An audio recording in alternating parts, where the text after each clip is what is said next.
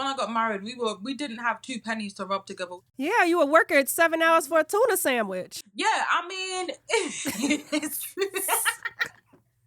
But we were so fucking poor. There was that time when I got married where it was like, no, maybe I should challenge God this time.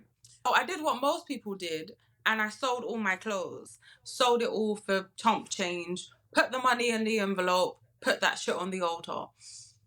Nothing fucking happened. Nothing happened. The only thing that happened was I felt like an idiot. I felt like an absolute mug.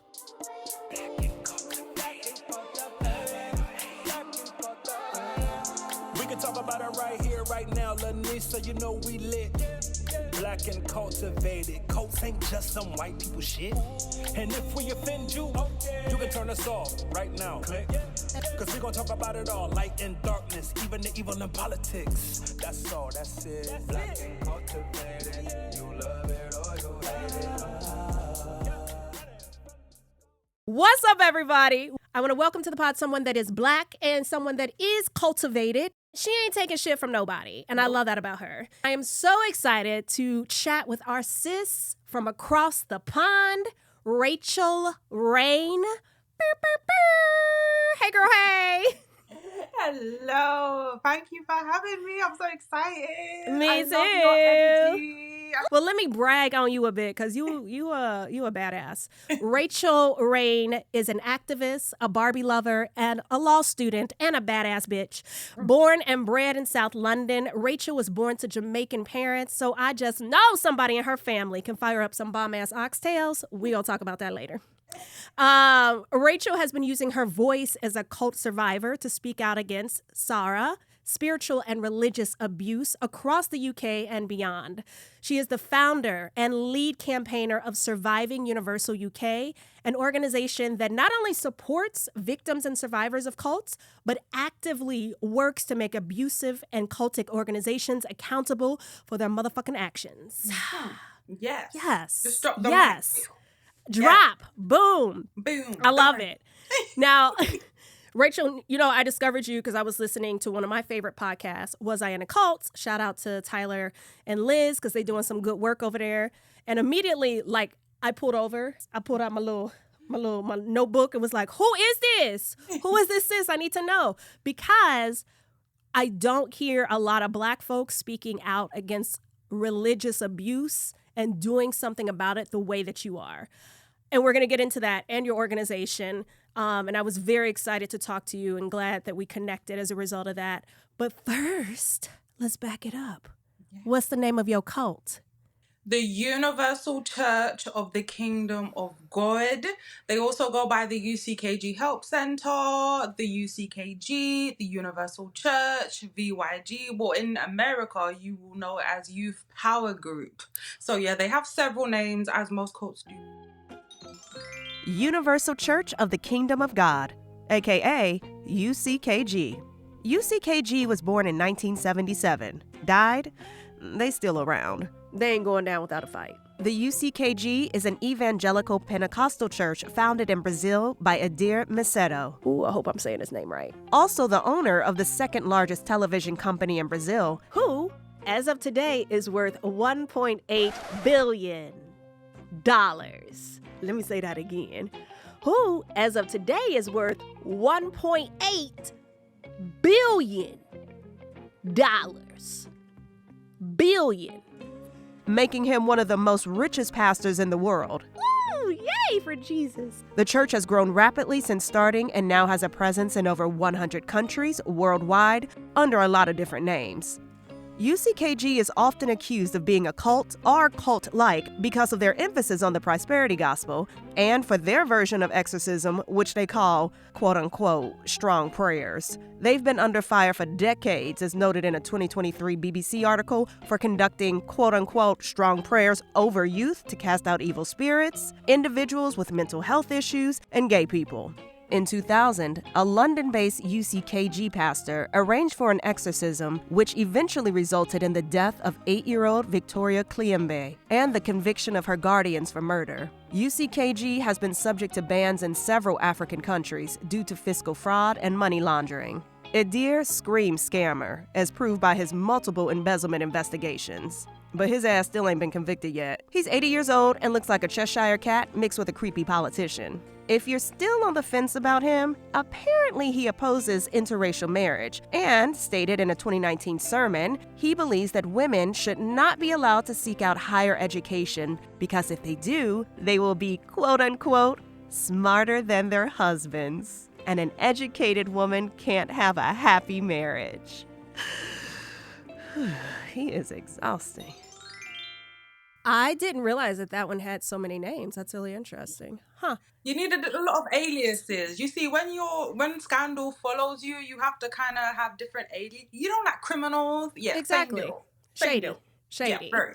Well, back up. I want to hear your history into it. Were you born into it? Did you join it? What's the backstory?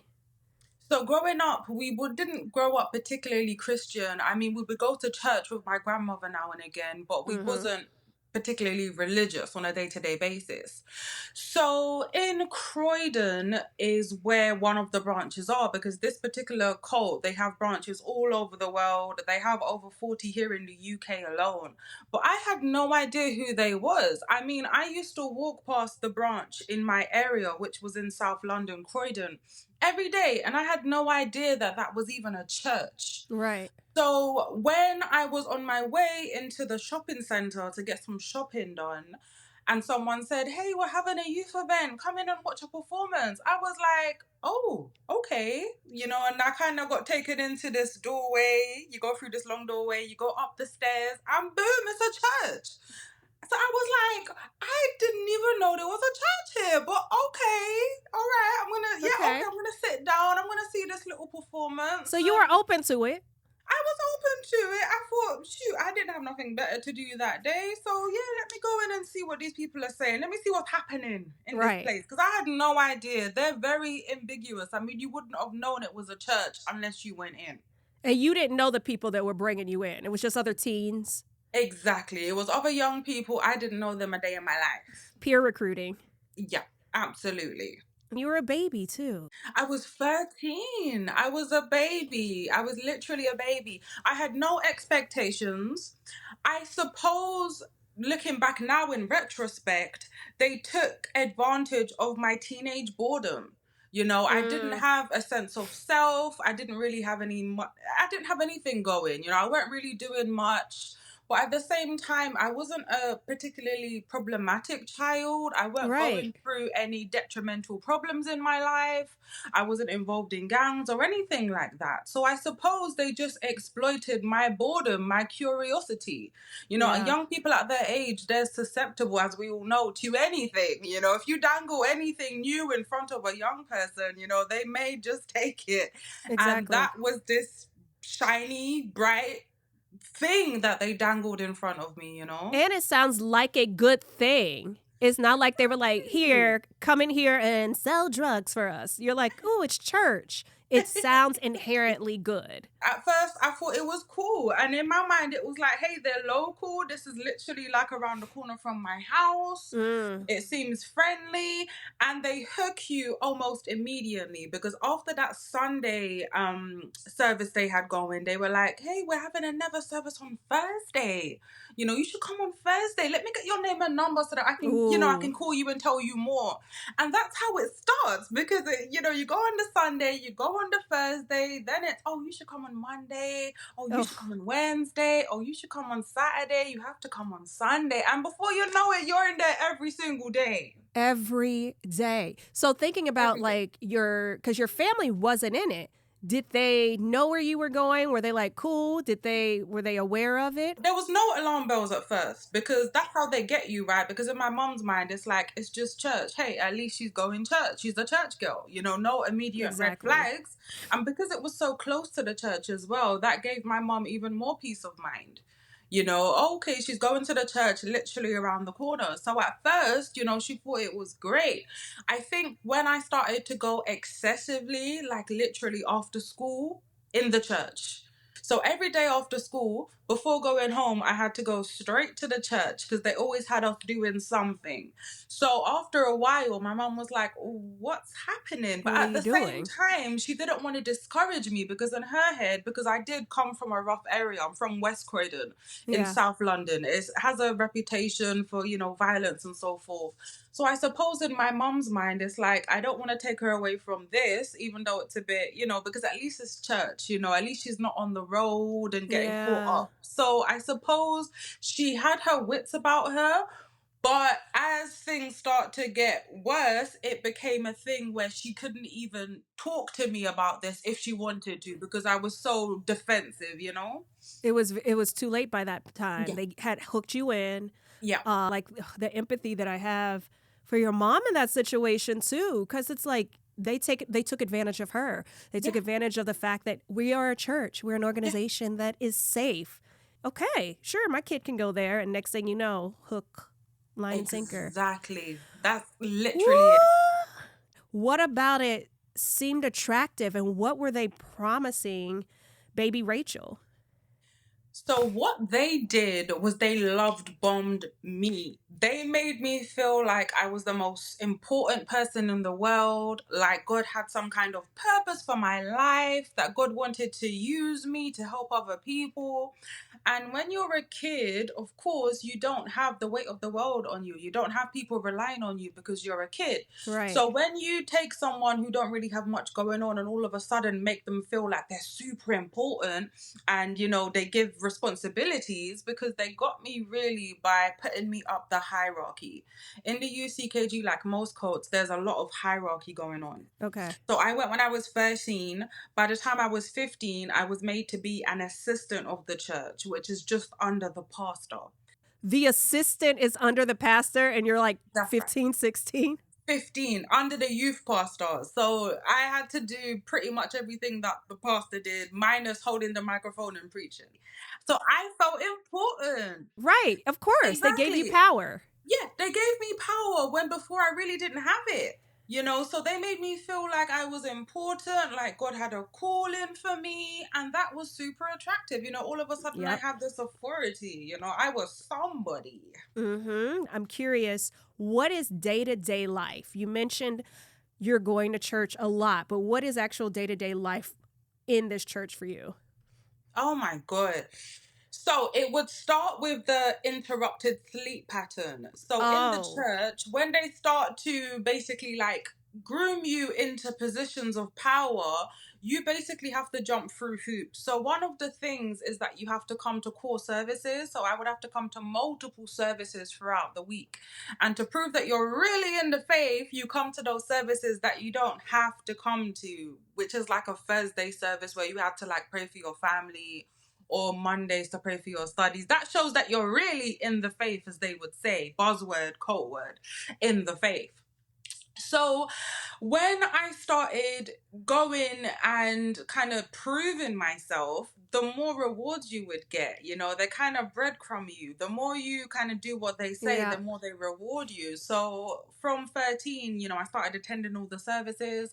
I stopped swearing. I stopped listening to worldly music. I started dressing how they wanted me to dress. By 14, I was made to be a youth leader, which is in charge of a subgroup within the youth group. So I had to be in control of a group of between 15 to 20 young people. And it was my job to basically ensure that they all came to the services. I had to basically like stalk them. I had to call them. Hey, you didn't come service today. Why didn't you come? Oh, no. I had to do one-to-ones with them. I literally had to do a lot. Now, did they have training? Were you trained on this? No, that's the thing. We weren't trained on any of that. Because how do you train a child to do child protection? I know. We were literally kids ourselves, right? Exactly. Looking back, it's crazy the things we were made to do. But I was literally a child. So that was 13, 14 youth leader, and then 15 came the big shot. That's the big calling. That's to be an assistant of the UCKG. And for me, that was the ultimate goal. So back to my day-to-day life at that point. you had to wake up at certain times in the night to pray. What? So you would have to wake up at 6 a.m. to pray and do your morning prayers. I would already fail. Often we would be fasting. Like we would have to wake up at 6, pray, and then fast till 12 midday. And then we pray again. And then at night time, we would have to wake up and pray at midnight. We had to pray at 3 a.m. and then again at 6 a.m. So your sleep was constantly being kind of messed up. So are you just setting alarm clocks at Yeah. 3, 6, 12? Yeah. And was your family like, turn off that damn alarm clock? Because it's 3. Sometimes it was for months at a time. And there would be some times where we had to do night vigils in our house where we don't sleep at all. Like literally, we had to wake up all night and pray on the hour. Which is Literally. a classic sign of abuse, religious abuse. Because you get people to not sleep. You get them to stay up all night. And what happens when you don't sleep? If you're sleep deprived, you can get people to do anything. Exactly. But the thing that really sickens me is, at that age, I was getting ready to do my GCSEs. I would be a senior in high school in America. Okay. A senior. I think that's it. It must be it. Yeah, I was a senior. So I was getting ready to do my big exams. Right. So how dare they make me sleep deprived when I'm literally doing exams that can set me up for my future? You know, how dare they? They're thinking about they will be your future versus you having the freedom to have dictate your own future. Exactly. It was completely selfish, because at the same time, I wanted to be a pastor's wife. They put in my head that, because the girls that really push the boat out and really, serve God and do the right thing and say the right thing, they could be pastor's wives. I went to these meetings they had to actually train to be a pastor's wife. I was like 15 years old.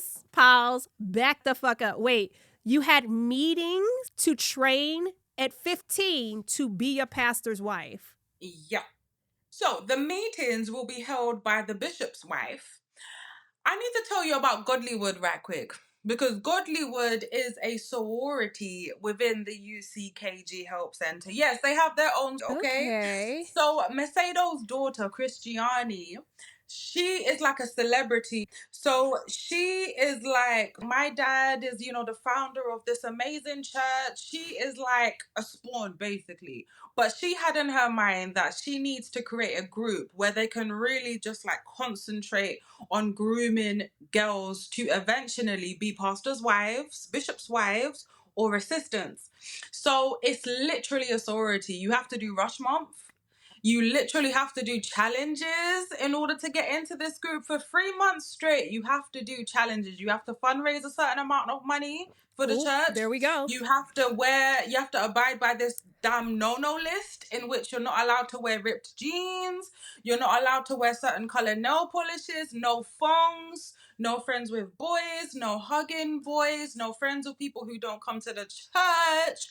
Isolation. Like, there was a whole bunch of no-nos, okay? But the scary thing was that starts from 5 years old. They have something called Godlywood for girls. They actually have little girls as young as 5 putting on makeup.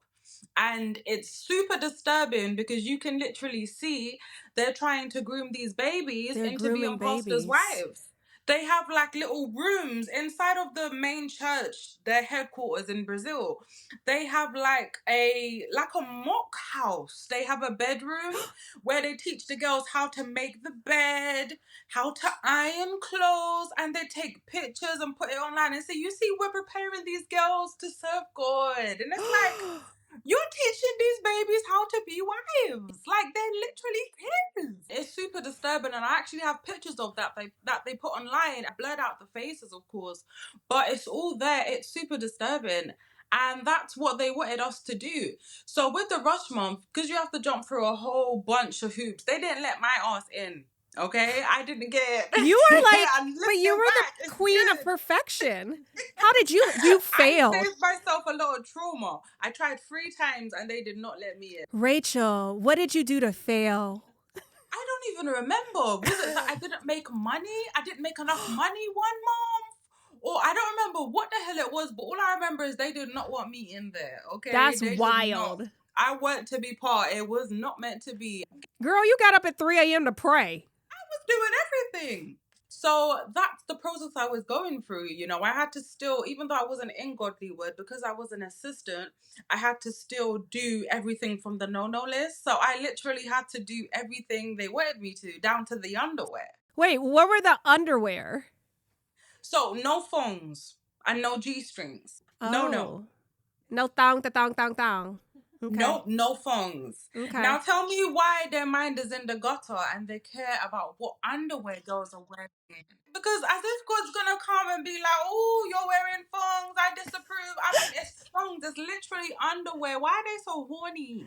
So was there a equivalent of a boys' fraternity at 5 to groom them to be whatevers? Hell no. At that point, the guys can just do what they're doing, and there was no such thing. I mean, a few years after they developed something, it was called IntelliMen, in which I think the men got watches. I think they got watches, because at that point I left. But yeah, they had it a few years after, but it was nothing like Godlywood. They didn't have to do a rush. They didn't have to do anything. Because, of course, the women have to go through the hoops and hurdles and are demonized and challenged and scrutinized, whilst the guys just kind of go through and do what they have to do. So it would be random rules like that were always inflicted on women. Yeah. Because, you know, we ain't the apple. Exactly. So we're like the bad. We take all the blame. We take all the blame. It creates so much body image problems. Facts. You know, because in the church, we was not allowed to wear anything that kind of shows the shape of our bum. So I got into the habit of buying clothes that was too big for me. Yeah. Because God forbid the world sees that I have a bum and I have hips. Like, God forbid. And it's racist when you look at it, because the church is white. It's owned by a white billionaire Brazilian.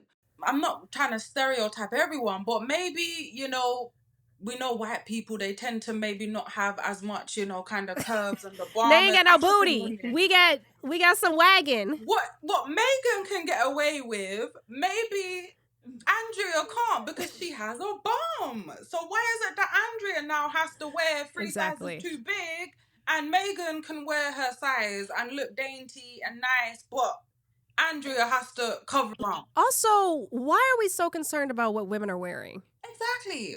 And to put that on a woman so early on is just so disgusting. And it leads to eating disorders, anxiety, abusive relationships where you're accepting of things because you're like, well, that's the way it is. Yeah, it's so true. I was trapped in my body. I was scared of my own body. And that's how they make it, because they're not just saying you have to dress modestly. And I'm not saying I want to go to the church wearing, you know, baggy riders and a little cami top and have my boobs out. You know, that's not what we're saying. Right. But they take it so much further than that. And it got to the point where I was literally scared of my body. I felt as though I would be judged. I would be the reason why someone falls into sin. I mean, it's not my fault I'm fine. Looking back, they made me into an auntie. They drained the youth from me. Like, I have pictures from when I was under 18. And I look like someone's auntie. I don't look like a vibrant, youthful, young woman. I look like someone's auntie. You weren't allowed to learn who you are. I weren't allowed. You weren't allowed to learn who your body is, how to feel comfortable in your own body. And it leads into adulthood. Like, we're all still trying to unpack shit. And then the worst thing is, they basically deny you of a sexuality only to fucking push you into marriage. I went through my whole teenage years, like, not thinking about sex, not being sexual, not seeing my body as sexual, and all of a sudden I need to be a wife and please my husband. Bitch, I can't even wear thongs. That's why these cults target young people, because the young people have nothing to compare this shit to. You know, you can't try some of this with older people, because they'll be like, I don't think so, Pastor. Actually. Exactly. But young people, they have no comparison. They don't know that that's not sound doctrine, or that's not protocol, or that's crossing the line, or that's boundaries. They don't know that. And these cults exploit the inexperience of these kids. So when they go and they hear the pastor saying, no, this is correct, you shouldn't do this, they're just going to take it because, hey, it came from the pastor. He wouldn't mislead me. Ooh, y'all need a break? Me too.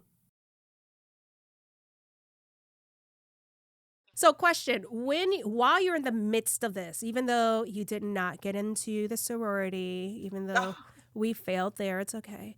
When you were in this, did you feel smarter than outside people that weren't in the church? Oh, yeah. Because there is a weird, like, in the church, I feel shame because I don't know, I wore a thong. But outside of it, it's like, but I'm better than you and I'm going to heaven. I thought in school, I thought I was the spiritual shit. Like, in my mind, it's Period. like, you all need salvation. Oh. I used to literally pull up to school with my Bible, and at break time, Oh, whilst the other girls were pulling out Cosmo and In Style, I was pulling out my Bible, okay? Woo. And I was trying to meditate on the word at break time, okay? And I was just with my little leaflets. Hey, we're having an event on Sunday. Do you want to come to my... ooh, I know people at your school was like, if she don't shut the fuck up. A total weirdo, okay? Like, a total weirdo. Like, oh shit, here come Rachel with the Bible. Because I was literally like the crazy church lady, but I was like 15 years old. Because I used to be telling people off too, like, your skirt is so short. Like, what, you go to church, you can't have a boyfriend. Like, I'm just sitting there just judging everyone, just mean as hell, miserable, with my Bible. Sleepy, you tired, Well, sleep. yeah, I was that too. I mean, yeah, I was sleepy. Because remember, I was sleep deprived, I was fasting, I was a little cranky. Sleepy, Like, you hangry. You're 15, so you're an auntie. All of this combined is a perfect storm. I was a hot mess. It was bad. I mean, I can only imagine what my poor hormones were doing. Right. Did anybody, family or friends, did anybody try to get you out? The more senior I got in the church, and 15 I was very senior, it became a thing where they really installed in me that the church was basically my family, and that my family, even though they're my family, they're not my spiritual family. Isolation. You know, so I need to save my family. And from early on, they kind of introduced this idea of, you know, now that you're coming to the church, Rachel, and that God is, you know, using you and blessing you, the devil's going to use people to say things about the church, you know, to make you doubt the man of God. But you have to fight even harder when this happens. It's called the baptism of fire. You know, you're going to face a lot of persecution because you're in the church. So when they keep on saying this shit to you, and then your mom comes and says, Rachel, you know, I think the church is a cult. Like, are you in a cult? You're like, oh, you see, Pastor said this will happen. I knew this would happen. Pastor said the devil will use you to try and contaminate my faith. Wow. You're playing right into their hands. Oh. So by the time I was 15 and I was an assistant in the church, it was like, you can't tell me nothing about my church. You know, I would argue with my aunt. I would cut people off. Like, literally, it would be a hot button topic. You know, like how gangs rep for their set? Yeah. It was like a gang. Yeah. Like, ride or die. Say something about my church, I'm going to cut you off. When someone's in an abusive relationship and they know they're in an abusive relationship, or they don't know, but they kind of know they're being abused by their spouse. You know, when someone comes and says, I think you need to, you know, it's not good. You know, you need to leave him. That kind of response you get from women where it's like, how dare you? He loves me. He's a good man. How dare you? That was the same energy I had. And because of that, it made it impossible for anyone to get through to me, because as soon as you say anything negative about the church, to me, it's like a direct attack on my faith. Of course. You know, it's like, you're trying to steal my salvation. How dare you? You know, how dare you talk about my church? I'm about to ask a real dumb question. As the assistant in this church at 15, were they paying you? Oh, hell no. We had to pay them.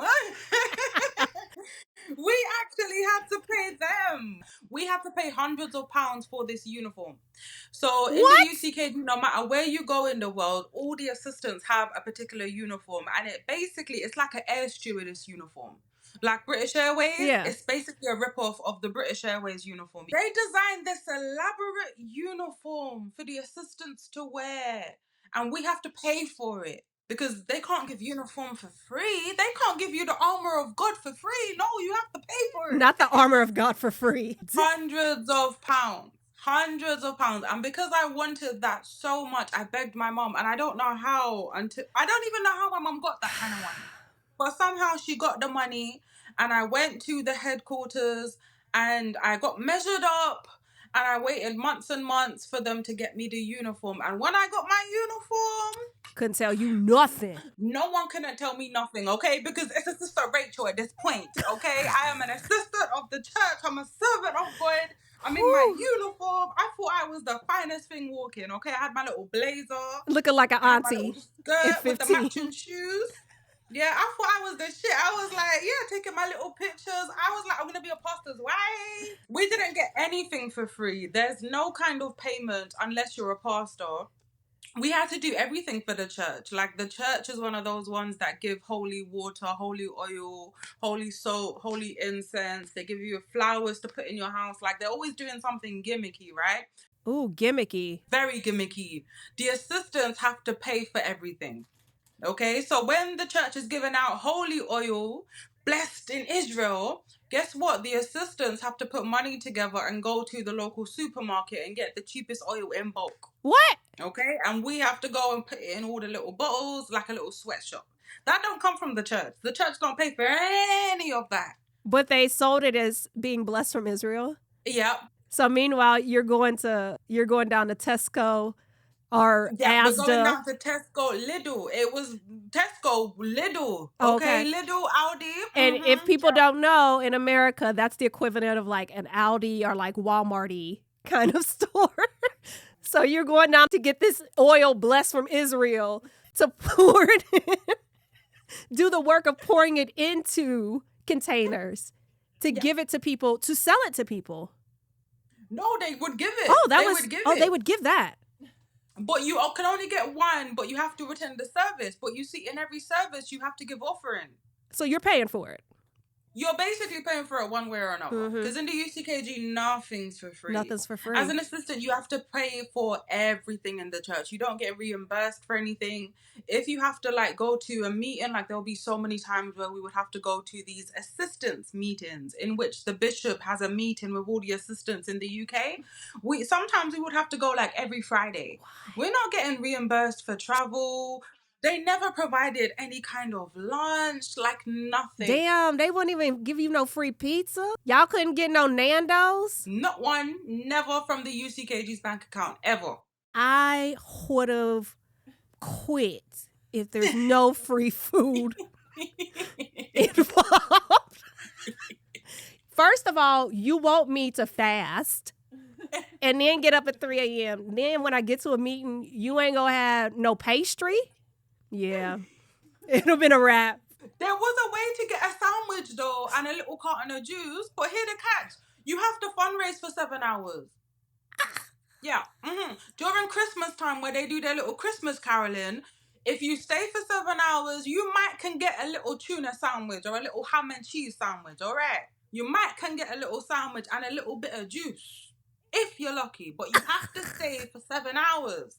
All right, you stay for 5 hours, you ain't getting a sandwich. But even then, the assistants had to go to Aldi, Lidl, and buy the bread, and buy the tuna, and make it ourselves. So even that, they wouldn't provide. The assistants had to provide. Question about, and I think I know the answer again, but obviously women are being primed and groomed to marry a pastor. Was there room for women leadership? No. Oh, no.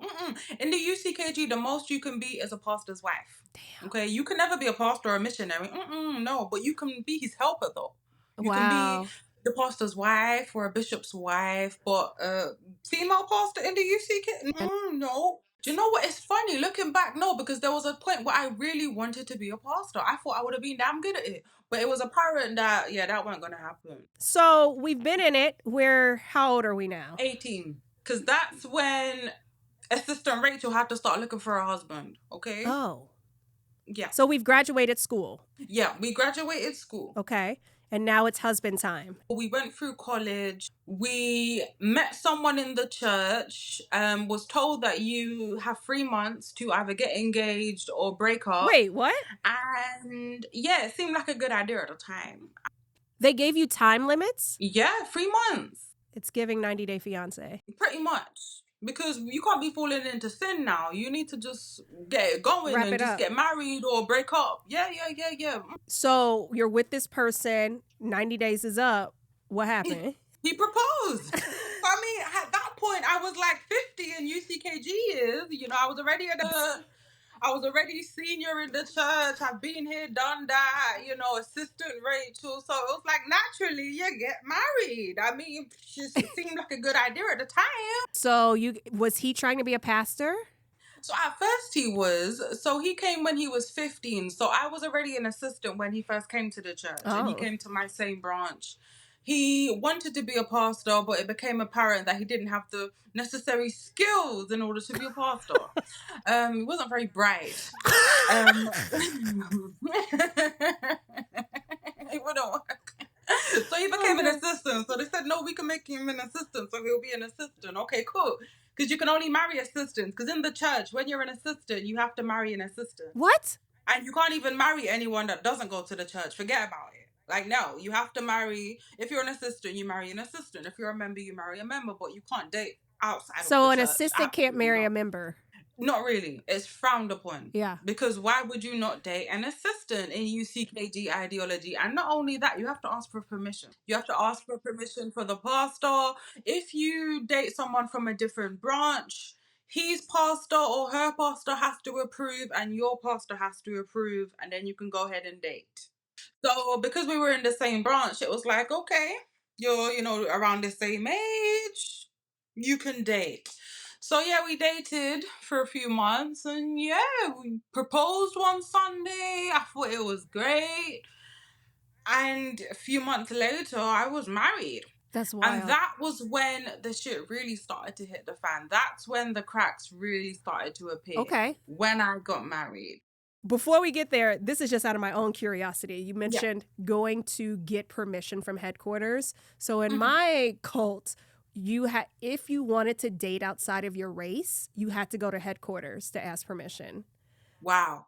Our congregation was like 60% black, 40% white. Other congregations were more white. But if you wanted to get married to someone outside the race, one, it was frowned upon. But you could go to headquarters and ask for permission. So were there any like racial things?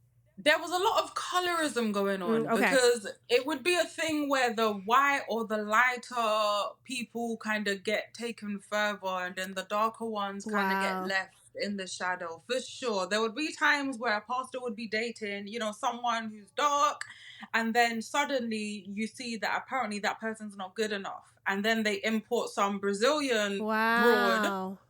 And then he gets married to some Brazilian lady that he literally just met the other day. Colorism is strong down there. For sure. They might deny it, but it's strong. The force is strong with that one. It really is. Okay, yeah.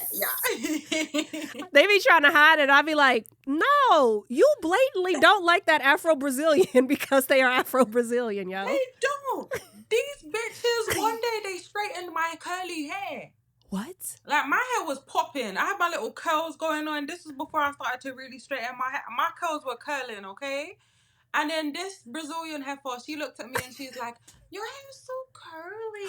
Let me straighten it for you. And this bitch took me to the assistant's room. She pulled out her GHD. No. Is it GHD? The GHD hair straightener? The straightener. And she just straightened up my... She straightened out my shit, child. okay? She didn't even put on no heat protectant. She ain't put no protectant, no oils. She just went straight in there, and I felt like the bitch, okay? I walked out of that room feeling like a Brazilian, okay? Like the wind probably went through my little hair, and I felt fine. I was like, where's the pastors at? Like, I felt like somebody. Damn. Okay? Like, looking back now, it's like they really went there. The internal hatred's deep. It was. They colonized people at a whole other level. Ugh. Like, I'm Jamaican, right? Me and my best friend at the time, we were Jamaican. So there'll be times where we'll be bantering in our little patois. And we used to get into trouble for it. Yeah. Mm-hmm. And we were told that we're talking wildly. Oh. And even back then, I felt there was something wrong. And we both clocked that there was something wrong. But we couldn't say that. You just, You know, there were even times where we would be like, but I don't understand, we're just talking. But it's like, no, we have to be in the faith. Yeah. But it's like, we knew. You know. And over the years, you go through a lot of those things where you just don't feel right. Something don't agree, something don't land. But because of the fear that they cultivate and the environment is so hostile, you're too scared to even vocalize your doubts and your grudges and your grievances because number one, you can be snitched on because they have a culture where you have to report people who are saying things about was the my church other or question. malicious. Yeah. Literally, you have to. So even though you have these doubts, you can't do anything about it. You can't reason with someone or, talk it out because you would be persecuted. Yeah. And you've built your community and your life around it, and you don't know anything else. You've isolated folks from high school because now you're the weird auntie that's Bible thumping. Your family is scared to probably mention it because they don't want to pull you apart even further. It's just like an abusive relationship. It's like, who can I really turn to? Exactly that. At that point, I was like, my life was the church. That was my weekends. That was my downtime, my social time. That was my everything. There was no life outside of the UCKG. Absolutely. There was none. It was my whole life. That was your life. So the thought of ever leaving, it was the most terrifying thing because I would basically forfeit my life. So yeah, that's when things started to turn and the cracks started appearing. Look at that perfect transition that you just did for me. That was perfect. Did you like that it? was great because that's a commercial break.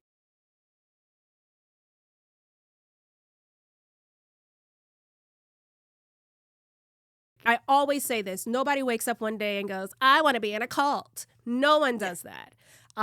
So when did you have one of your series of red flags that made you realize this ain't right? We in danger. We got to get out. My first kind of it was like a slap in the face was during this event. So in the UCKG, they have this event twice a year across the globe, and it's called the Campaign of Israel. It's because Abraham sacrificed Isaac, even though he didn't sacrifice Isaac. He nearly did, but he didn't go through with it, thank goodness, because who likes someone who kills their child, right? So they'll take that story and be like, you see, he sacrificed his most prized possession in order to get God's blessings. And then they would have testimonies in which someone will come out and say, I sold my house, I gave my inheritance, I sold my wedding ring, I gave my salary and I put it on the altar and I challenged God and now I have my stay in the country. But there was one particular year when I first got married, because when I got married, we didn't have 2 pennies to rub together. Yeah, you were working at 7 hours for a tuna sandwich. You had money. But we were so fucking poor. But there was that time when I got married where it was like, no, maybe I should challenge God this time. So I did what most people did, and I sold all my clothes. So at that point, I had a student grant. So I had my Nike trainers, I had my little outfits, I had my little bits. Sold it all for chump change, put the money in the envelope, put that shit on the altar. Nothing fucking happened. Nothing happened. The only thing that happened was I felt like an idiot. I felt like an absolute mug. I had that sinking feeling, I don't know if this ever happened to anyone, but like when you get scammed, I should imagine that's how it feels.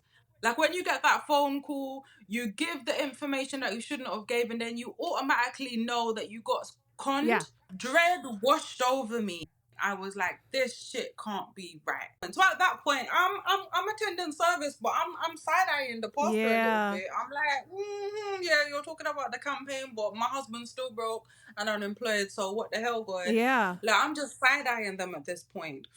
So let's pull up a little bit, because there was a straw that kind of broke the camel's back. Yeah. In the church, they don't legally marry people. In the UCKG, some churches would actually apply for licenses where they can legally marry people, like the Church of England. The UCKG's never applied for such a license. So in the UK, and I think it applies for other countries as well, you have to get married in the registry office and then have the church wedding. Got you. Right? We got married in the registry office, and then our wedding was due to take place like a week or 2 later. So when we got married in the registry office, we had sex that night. Like married people do. Yeah. Right? So in my mind, it's like we waited until we're married. Next day now, I went to the church because, we couldn't afford a honeymoon. And then the pastor's wife, she was like, she basically grilled me. She basically grilled me about if anything went down last night. And because in my mind, it weren't a sin because we were married, I was like, yeah. And then her demeanor changed. And immediately I'm like, oh, shit. And then her husband calls me. Oh, no. And he grills me. Okay? And at this point, I know that something's seriously up. Because you're getting summoned. How you gonna summon somebody that you ain't even paying? They ain't paying you. And I was summoned by myself. Like, looking back, my husband did not come with me. So no one talked to him? No, apparently not, because I had to go by myself. I mean, tell me why 19-year-old me was having to sit in a room with damn James. With a grown-ass man. And, like, talk about my wedding night. And he basically made me feel like, okay, he made me feel so dirty. His rationale was, even though we were married in the registry office, we're not married before the eyes of God. We should have waited for the church wedding. I've done something very sinful. And what I need to do is no longer wear my uniform because I need to sit down and focus on my relationship with God. So at that point, I was demoted, which is the worst thing that can happen when you're in a cult, because to lose your position and to be punished is like shame. Because automatically you have a scarlet letter. Absolutely. Automatically everyone's like, okay, so she's obviously fell into some kind of sin because she's not wearing her uniform, she's not assisting, she's just a regular member now. At that point, immediately I'm like, this is wrong. But that's really when things started to go downhill. I stopped attending as much as I normally would. Like Mondays, you could forget it. Like I would literally only go to the main services, but I would go to the earlier services because the UCKG, these crazy money-hungry monsters, they have 4 services every single day. Damn! Monday to Friday. I think I read something that the church collected, just from the UK, 13 million? Yep, at least 13 million for the last 5 years. That's Ballin'. just in the UK. And if they're making millions in the UK, I can't even imagine what they're making in America. I can't imagine the bank, the billion. Is your husband in agreement? So it got to a point where I fell into a depression because now I was confronted with the reality and it was in conflict with my fears, because we were taught that you're not allowed to think negatively about the church. You're not allowed to have doubts. You're not allowed to question. Suddenly, that's all I can do. All I can do was question every word that came out of their mouth. At the same time, I was battling the psychological abuse because they would go to extreme lengths to terrorize you into staying. Happen if you leave the church. Like one of their famous ones where they would say things like, when you're an assistant in the church and you leave, all of the demons that you casted out, because I had to perform exorcisms on other people. At 15? Yeah, at 15 years old, I had to perform exorcisms. And they would say things like, oh, you assistants who leave, just know that the demons that you casted out of people are going to be waiting for you outside of the church. And when you're told this shit for years, you believe it. So I was super depressed. I was so depressed. I was going to the church, as little as I could, just to avoid it. I was going to the earlier services to kind of be in, be out. But it got to a point where I couldn't do it anymore. I couldn't take any more judgment. So what I did is I wrote a message and I sent it to the pastor. I sent it to my friends at the time. And I just said, look, I no longer agree with what the church is doing. So I won't be coming back. I sat my husband down and said, look, I didn't agree with everything that happened when we got married. So at first it caused a lot of contention. I wasn't sure if he was going to leave, but he stayed. I sent that text message and they didn't see me again. That was my escape. I knew that it had to be a cold turkey deal because going was killing my soul. It was killing my spirit. And I knew that it was that Band-Aid that I just fucking had to rip off. What did other people say? My family's reception they was incredibly shocked. So it was very sensitive, very raw, I don't want them to say I told you so. I felt that there would be a lot of judgment. So I really wasn't in a position to be like, Mom, I think I was in a cult. I never had that conversation. It's funny. It's only when the Panorama came out that I actually spoke to my mom about this. Panorama is a documentary about the church, and the reporter went in and did some undercover work use so much of your words as some other members' words to expose the church, essentially. It's so good. Exactly. If you're able to look it up, watch it. It's really good. Thank you. So when I left, it was really lonely. You know, I couldn't really talk to my family because they wouldn't really get it. And I was still I fully didn't appreciate what I went through. I'm having to navigate the real world because for the last 7 years, I was in UCKG land. I paid no attention to politics, to what's happening socially, in pop culture, what's the latest trends, what are other kids my age is doing. I was completely out of whack. So when I left, suddenly it's like, wow, so okay, it's not so bad out here. So far I didn't burst into flames. Nothing fell and chopped my head off. It was like you were in prison. That's literally what it was like. But it's the psychological prison too. Absolutely. Because for the first time, it's like I can think about stuff that I couldn't before. Like I can actually think about stuff. I can say stuff I couldn't say before. I can wear stuff I couldn't wear before. I can go to play. Like it was a lot of freedom that was super fucking scary. Because as you said, it's just like being in a prison. In a prison, you're regimented. You know, you have your time, your day planned out for you, and you know, you just go by the rules. But suddenly, it was my rules, it was my life, and it was scary. It's like suddenly, like, where do I go? What do I do? Who do I talk to? But you know what? That was the beautiful thing because I was free now to kind of make mistakes and learn and grow and just live.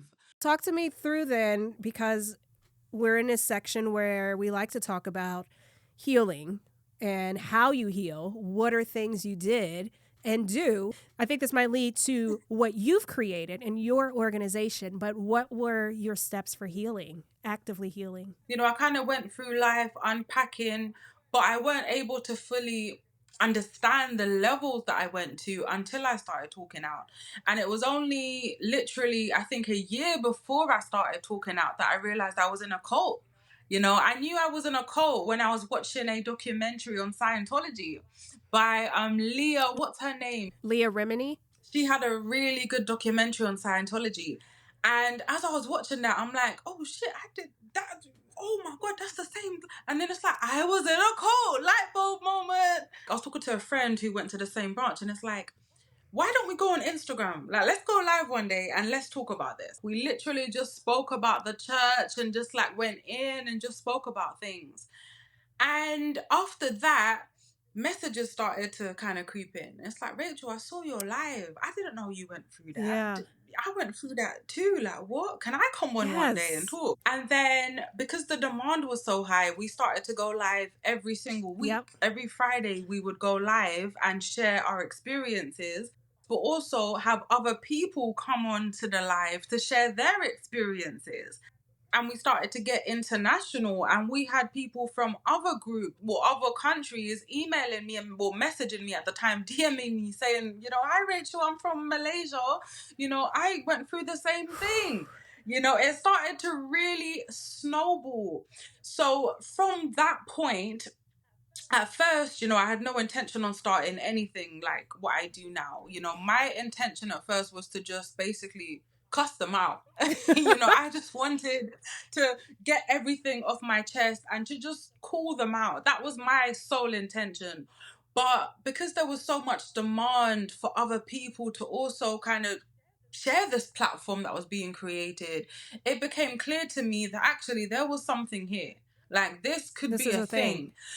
So when we started to take off, I created Surviving Universal UK, the Instagram page, like a separate page. Because for me, it was like too much. Because every day there was like numerous messages and it was so much. So I said, no, let me create a separate page. At that point, I went viral on TikTok. I created a TikTok page. I was just literally in the park with my son. He was playing and I said, let me do one of these damn TikToks because I wasn't on TikTok previously. Just did a video talking about the fact that the church made millions. That shit went viral. And I was shook because I'm like, what the fuck? Like, I've never been viral. This is crazy. All I'm doing is talking about my story. This church and then boom. people sharing their experiences, people's confirming, people from other countries, and it's like, this is a whole fucking thing. So I kept on talking because you never run out of stuff to talk about in 7 years of being in a cult. You know, at that point, you know, they started to get media attention. I was invited to talk at a local protest that was going on. We made the front page of the local newspaper. And then it became a thing like, no, we need to actually start doing something about it, because it's great talking about it. It's great exposing them, but they're never going to admit it. They're never going to change. We need exposure. We need the media to get involved. So there was one night where I was watching another documentary on Hillsong. Ooh. This time it was Hillsong I was watching. And then I saw these guys talking, and they were like experts on investigating finances of churches. It's called the Trinity Foundation. So me and my crazy 12 self decided to like pause it and get the name. Okay, they're called Trinity. Boom. I Googled it and I found them and I messaged them that night and I'm like, hey, my name's Rachel. I'm from London. You know, I was a member of the Universal Church. You probably know of them because there's a lot in America. Can you help me? And the next day they messaged me back and they're like, hi Rachel, we know all about the Universal Church. We've been trying to investigate them for years. And I was like, I just got chills. It was awesome. The Trinity Foundation, guys, they are based in Dallas. They are amazing. They do amazing work. You know, they are investigators, but they're so thorough, so intelligent, and so committed. So when I found those guys now, I said, you know what? I need to look for an investigative journalist. So one night, I literally went online and I just researched independent investigative journalists. And I found like 5. And only one got back to me. And she emailed back and she's, again, like the other guy, she was like, I know about this place and I've been really interested, but, you know, I had no leads before. Like, let's talk. And we talked and we spent like a good hour and a half, maybe even longer. And I was just telling her my story, what I went through, and she was completely appalled. And then she's like, are there other people that went through similar things? And I'm like, yeah, like there's a whole bunch of us. She spoke to nearly 50 other survivors from Surviving Universal UK. And that investigation was huge. It dropped in December 2022. And it was a 2-page spread on the Guardian newspaper, which is like the top 5 newspaper in the UK. It was a podcast. I mean, this was the first article from a whistleblower's perspective, because the UCKG is being reported about from other countries. And there was some stuff here in the UK, but nothing from a whistleblower, nothing from the survivor's perspective. And this was an in-depth, high-profile investigation. And I couldn't believe it because this was what I needed. I needed that redemption. I needed something hard and fast to say, look, we're not crazy, guys. So talk to me about what Survival Universal UK is doing now. Of course. What does that look like? Where do you see it in the future? Surviving Universal UK kind of established itself as an organisation, a grassroots organisation that advocates for survivors, not just of the UCKG, but other high control cults. Well, all cults are high control, but high control environments, as they say. Because some people are scared of the word cults. But they're cults. They're all cults, really. So we advocate for the survivors. We are a signposting kind of support system. So often survivors will be leaving or they left and they just need someone to talk to. We help people to access mental health support. We make safeguarded referrals if need be.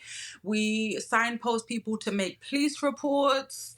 We connect people to legal advisors. And also we just serve as a peer-to-peer support, because for a lot of people, they went through crazy things within the church that they don't feel they can talk to anyone else. They can't talk to their family. They're scared of therapists. You know, that support system, that kind of like peer support, has been so invaluable to a lot of people. Surviving Universal UK is very much a proactive group. We hold protest. We held the first ever protest against the UCKG. And I say ever because there's been no protest against this place.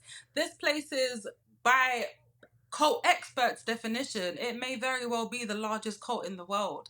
They have millions of followers up and down the Yeah. country. These guys are in Malaysia, they're in India, they're all over, Latin America, they're all over Europe. They are everywhere. So our aim now is really to raise awareness about this kind of abuse because it's spiritual abuse. So Surviving Universal UK is really just a support group for survivors of sorrow, spiritual and ritual abuse. It's about educating people to the harms of this kind of abuse because I believe it's extremism. Yeah. It's extreme behavior. When you get kids fasting for 12 hours a day, in the name of, being blessed, or you have kids selling the little they have to give money to the church. It's extreme behavior. So our role has really just to be in that gap between the survivors and the press and education outlets. I think there's something so poignant and important about a Black woman leading this too, because as we know, a lot of this conversation stays in a white culture. Black people don't join cults, or we don't talk about it because, I assume it's similar in the UK like it is over here, but you do not talk about that. That's like ultimate, like you got in a cult? What is that? We don't talk about it. Yeah. There's so much shame around it. So for Black folks to be like, hey, actually it happens. And now they have a safe space to go to, because that's another thing. Do I feel safe going to someone that might not understand my cultural identity? And a lot of times, no. So then it goes, you got Black and brown folks that just get got and they don't get to talk about it. So for a Black woman to lead that, kudos. Yes, we need that. It had to be done. It had to be done. I just wanted to create a space that I really never had, because if I had this shit going on before, I would have left sooner, because there's nothing there. There's so much fear. There's so much unknown. It's to basically raise that alarm where there really wasn't an alarm before. And as you said, to take away the stigma.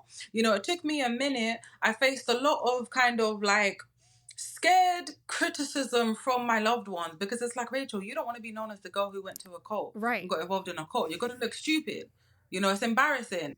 But actually, there's a lot of us who went through this shit. The worst thing I did was trust the pastor. Sue me. Right. Like, as you said, nobody knowingly joins a cult. You join a church. You join a youth group. You join a charity, a help center, a coaching, kind of like a training session. You never join a cult. No one wakes up and says, hey, do you know what? Let me Google nearest cult and join. How can we find out more about Surviving Universal UK? Where can we find you? And all that fun stuff. Surviving Universal UK is largely on social media. But all you have to do is Google Surviving Universal UK and you will see everything. You will see all of the investigations I've mentioned. You have a link on any of our social media platforms to watch the documentary, because it is on the BBC iPlayer. But if you're in the UK, you can't stream BBC. But the link is available, and anyone in any country can watch it. If anyone wants to talk, there's a lot of survivors from the US, part of the movement. We've had on 2 people within the last year from America. It's the same thing. Whatever goes on here happens in America, happens in Brazil. They are a universal problem. So if anyone wants to talk about their experiences, you want to come on a live with me, you want to receive support, please do DM us. Cults are out here flourishing because people simply don't know. Ignorance is bliss, but we're trying to change all of that. Woo! Look at you putting another button on it. I love it. Woohoo! We go wash all that nastiness away.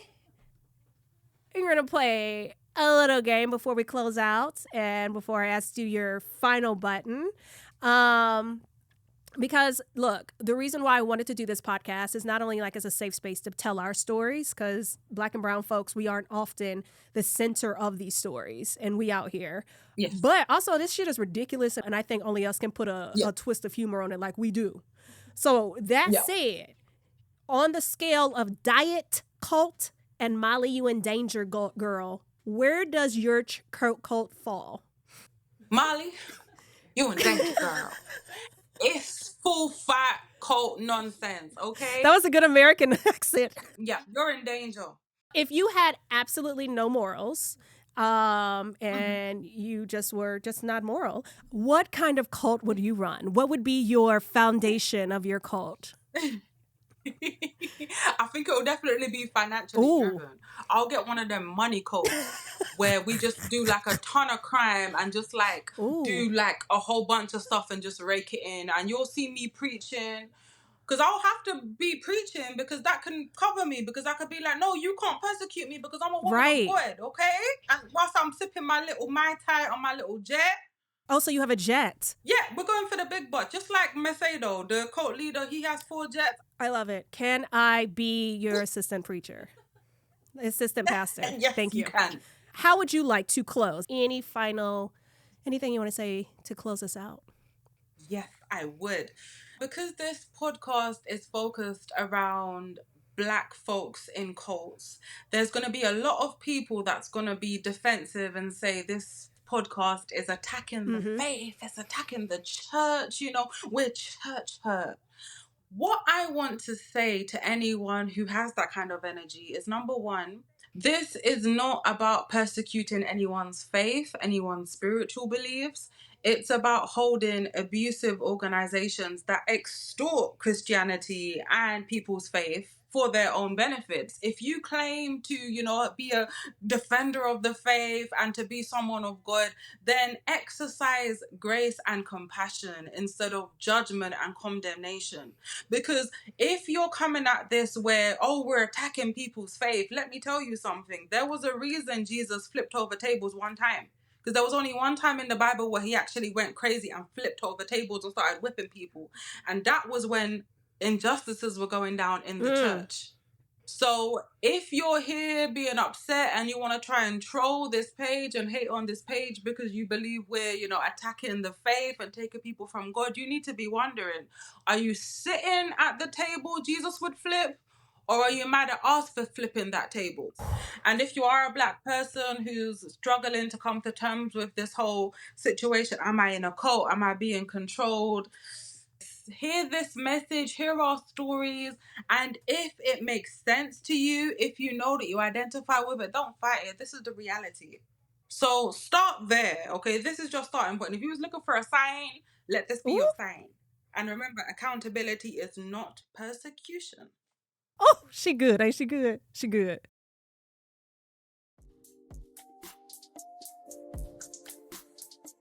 Black and Cultivated is a production of Laugh Now or Wait Till Later. Created and hosted by Lanisa Renee Frederick. Produced by Yinka Rickford Angwin and Lanisa Renee Frederick. Video, audio editing, and all things tech, Antonio Ruiz and Jamil Nelson. Special thanks to Kevin Fredericks and Kev on Stage Studios. Leah Friars, Kara O'Connor, and Amir Edwards. Theme song by Rufus Moore. And finally, thank you. Thank you to each and every one of my guests for courageously opening up and sharing your personal stories on our podcast. Your strength, your resilience, and willingness to share is an inspiration. And for that, I am truly grateful. Deuces.